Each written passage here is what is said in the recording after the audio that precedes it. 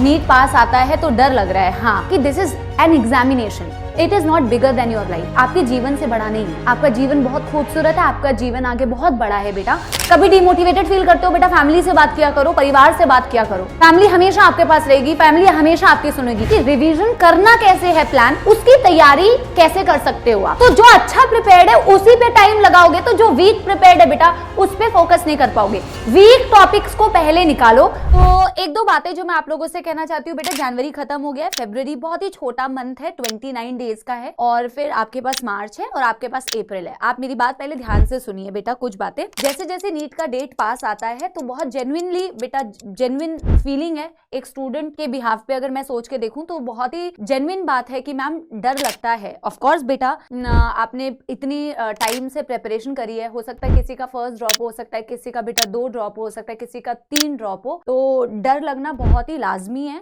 डर लगता है बेटा, अच्छी प्रिपरेशन होती है तो भी डर लगता है। ऐसा नहीं है कि प्रिपरेशन अच्छी नहीं है इसलिए डर लग रहा है। कई बार आप बहुत अच्छे से प्रिपेयर करते हैं तो उस वजह से भी डर लगता है। लेकिन मेरा पहला बेटा आप लोगों से ना रिक्वेस्ट ये है कि जो आप लोग जो ये फीलिंग्स आती है ना बेटा मन के अंदर, नेगेटिव फीलिंग्स जो आती है ना, आप लोगों को ना खुद से इंटेंशनली उन फीलिंग्स को डिस्कार्ड करने की कोशिश करनी चाहिए। ऐसा नहीं है बेटा कि आप ही एक ऐसे लोग हो जिनके मन में ऐसी फीलिंग्स आती है। बेटा हो सकता है मेरे को एग्जाम से रिलेटेड नेगेटिव फीलिंग्स नहीं आती हो, बट मेरी भी लाइफ में हो सकता है बेटा कई सारी ऐसी चीजें हैं जिससे मेरे को भी बहुत नेगेटिव फीलिंग आती है। तो मैं भी कोशिश करती हूँ कि मैं ना उन नेगेटिव थॉट्स को सोचूं ना ज्यादा, है ना। कोशिश करनी है, पहली चीज है कोशिश करनी है। कोशिश करनी है कि नेगेटिविटी अपने दिमाग में ना लेके आए बेटा। कोई भी ऐसी चीज, कोई भी ऐसा इंसान जो आपको आपके दिमाग में नेगेटिव थॉट्स डाल रहा है, आप नेगेटिविटी से दूर रहो। इस वक्त आप नेगेटिविटी से दूर रहो, ठीक है।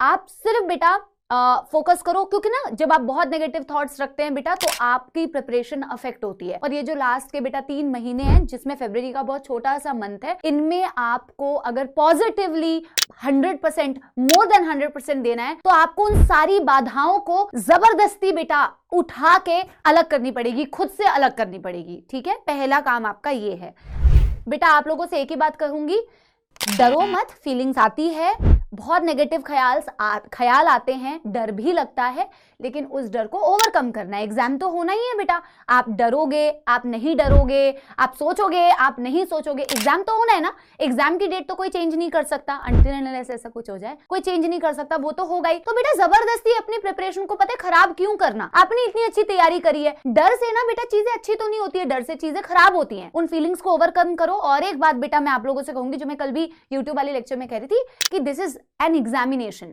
It is not bigger than your life. आपके जीवन से बड़ा नहीं है, आपका जीवन बहुत खूबसूरत है, आपका जीवन आगे बहुत बड़ा है बेटा। और आपके लाइफ में आपके लिए बहुत सारी अपॉर्चुनिटीज हैं। कई बार हमें लगता है, कई बार मुझे भी ये लगता है, कई बार मैं भी बहुत डिमोटिवेटेड फील करती हूँ अपनी लाइफ में, कई बार आप भी बहुत डिमोटिवेटेड फील करेंगे। बट जब मैं बेटा अपनी जर्नी को पीछे देखती हूँ ना, मुझे लगता है मैंने उस वक्त में ना, मेरा नीट का एग्जाम नहीं हुआ, मेरे को बहुत बुरा लग रहा था। मुझे लग रहा था कि यार मेरे सारे फ्रेंड्स मुझसे आगे निकल गए, मैंने अपना 1 साल बर्बाद कर दिया था ड्रॉप करके। मुझे बहुत ऐसे नेगेटिव, मैं किसी मेरे मम्मी पापा को मैंने डिसअपॉइंट कर दिया। बट आज जब मैं देखती हूँ ना कि यार मैंने वहां से अपने आप को ना उठाया और मैंने कॉन्स्टेंटली ये कोशिश की कि मैं वहां से कुछ बेटर करूं, तो मेरे को अपनी जर्नी को देख के ना ये लगता है कि यार ठीक है, कोई बात नहीं, कभी कभी कोई चीज हमारे अकॉर्डिंग नहीं होती है, हमारे फेवर में नहीं होती है, बट इवेंचुअली अगर हम एफर्ट्स करते रहते हैं, मेहनत करते रहते हैं, तो वो एक एग्जामिनेशन था। और उस एग्जामिनेशन से मेरी लाइफ डिसाइड नहीं होती है, वो मेरे जीवन से बड़ा नहीं है, वो मेरे लाइफ से बड़ा नहीं है। कभी डिमोटिवेटेड फील करते हो बेटा, फैमिली से बात किया करो, परिवार से बात किया करो। फैमिली हमेशा आपके पास रहेगी, फैमिली हमेशा आपकी सुनेगी। आप ऐसा कभी मत फील करना कि आप अकेले हो और आपकी बात कोई नहीं समझेगा। बेटा फैमिली समझती है, फैमिली को थोड़ा टाइम लगता है चीजों को बेटा करने में, लेकिन आप फैमिली हमेशा रहती है, ठीक है। मैंने हमेशा से आपको बेटा डे 1 से कहा है कि अगर आपने सेल्फ स्टडी के लिए टाइम नहीं निकाला ना बेटा, तो मैं आपको कितना भी पढ़ा के चली जाऊं, बॉटनी में रुपेश सर आपको कितना भी पढ़ा दें, और सर और टीचर्स आपको कितना भी पढ़ा दे, बट आप अगर सेल्फ स्टडी नहीं करोगे ना बेटा, तो फिर वो उतना इफेक्टिव प्रिपरेशन नहीं होगा। मैंने एक बच्चे का कॉमेंट पढ़ा था, कल की क्लास में था, कि मैम आप हमें रिविजन शेड्यूल दे दो ताकि हमारा रिवीजन अच्छी तरीके से हो। 5-7 मिनट सुन लो बेटा, ठीक है। ये अभी आस्था का भी आया मैम रिवीजन। बेटा मैं आपको जेन्युइनली ईमानदारी से बेटा, बिना किसी फिल्टर के मैं आपको एक बात बता रही हूँ, मैं आपको रिवीजन प्लानर दे तो दूंगी, बट बेटा आपकी क्लास में अलग अलग वैरायटी के स्टूडेंट्स हैं, किसी के बैकलॉग्स हुए हैं, किसी के नहीं हुए हैं, किसी का कोई टॉपिक स्ट्रॉन्ग है, किसी का कोई टॉपिक वीक है।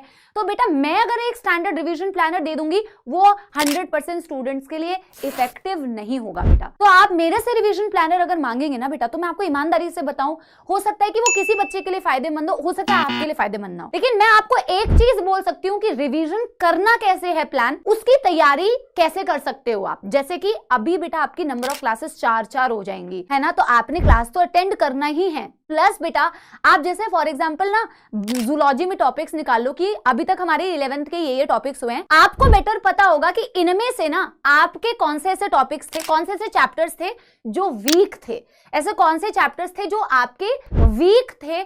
आप उन चैप्टर्स को निकालो कि मेरे जूलॉजी में ये चैप्टर वीक थे, मेरा बॉटनी में ये चैप्टर वीक था। रिवीजन का सबसे पहला बेटा आपका जो वो होना चाहिए वो ये है कि वीक चैप्टर्स को निकालो। और अगर आपको लगता है कि जो हमने बेटा अभी मैं यूट्यूब में आरंभ में पढ़ा रही हूँ तो वो वन शॉट पढ़ा रही हूँ, उसको 2x की स्पीड पे देख डालो या 1.5 की स्पीड पे देख डालो। और या फिर बेटा स्पेसिफिकली कोई टॉपिक वीक है तो आप उस पर्टिकुलर टॉपिक को देखो। तो आपके जो वीक टॉपिक्स है ना, स्ट्रॉन्ग टॉपिक्स को, कई बार मैं देखती हूँ ना बच्चा क्या करता है ना बेटा, जो टॉपिक तुम्हें आता है ना तुम उसी से रिवीजन स्टार्ट करते हो। Breathing and exchange of gases बहुत अच्छे से आता है, तुम उसी से रिवीजन चालू कर देते हो। तो जो अच्छा प्रिपेयर्ड है उसी पे टाइम लगाओगे, तो जो वीक प्रिपेयर्ड है बेटा उस पे फोकस नहीं कर पाओगे। वीक टॉपिक्स को पहले निकालो और वीक टॉपिक्स को पहले कवर करोगे तो कॉन्फिडेंस आएगा। और ये वक्त अगर आपको जितना कॉन्फिडेंस बेटा, अगर आप अपने अंदर में जितना कॉन्फिडेंस आप फील करोगे ना, उतना पॉजिटिव थॉट्स आते हैं। तो वीक टॉपिक्स को निकालो, बैकलॉग वाले टॉपिक्स को निकालो, पहले उनको कवर करने की कोशिश करो।